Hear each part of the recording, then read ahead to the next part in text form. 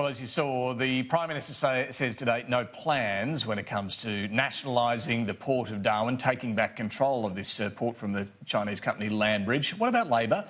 We spoke earlier to the Shadow Defence Minister and Deputy Labor Leader, Richard Marles. I would say that it is really important that the government does give a sense of assurance and confidence to the Australian people that in the context of our national security, this lease arrangement with Landbridge does not compromise our national security. And I think it's worth hearing Nick's comments in that context. I don't think the government has been able to provide us or has provided us with that assurance up until this point in time. And again, So just to be clear on this, should it nationalise that port?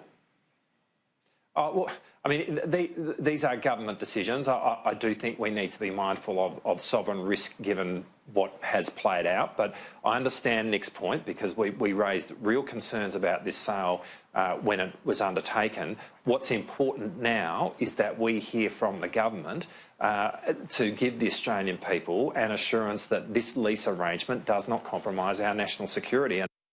He's not saying it's necessarily a bad idea, but it's up to the government, as he repeated. The Prime Minister, meanwhile, says Australia won't contemplate hosting a US missile base in the top end. Scott Morrison's confirmed that America's made no request to base missiles there, which certainly would be viewed as provocative by Beijing.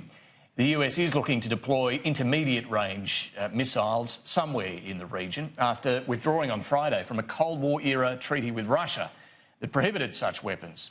And look, some have suggested that Australia might be an option. The government says no such deployments on the agenda.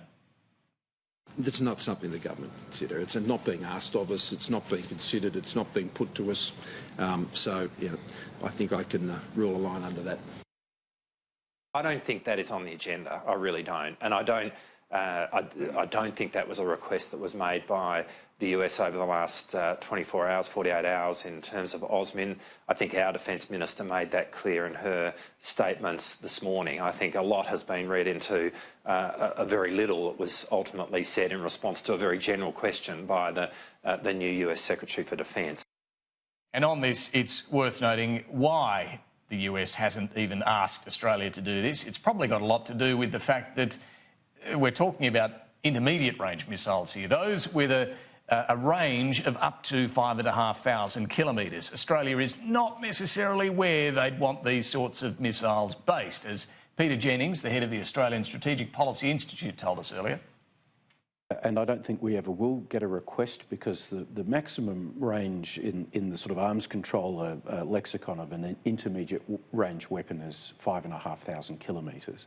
So in other words, basing them even in the top end of Australia doesn't get them to where the Americans will want them to go. Right, so unless the Americans are really keen on hitting Papua New Guinea or Indonesia or any of our near neighbours, this is not the right place to base them. That's absolutely right. I think the place where we will see a discussion about basing these weapons is Japan and South Korea, which is right up against China, which has a similar missile pointed at those countries at this time.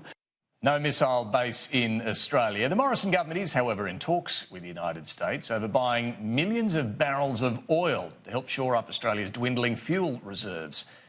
The proposal would help boost low petrol and oil levels, which have left Australia vulnerable in the event of a war or disaster. Australia currently imports 90% of its fuel, but only has enough in reserve to last 28 days, technically. And now that's well below the 90 days required under the agreement with the International Energy Agency. Well, we think on the proper definition of oil stocks, we currently have 92 days, but we've got to be in a position where if there is disruption, if there are things that happen that are not helpful to the affordability and availability of oil, that we have a solution to that problem. And that's why we're working as quickly as possible to make sure we get this deal negotiated with the United States.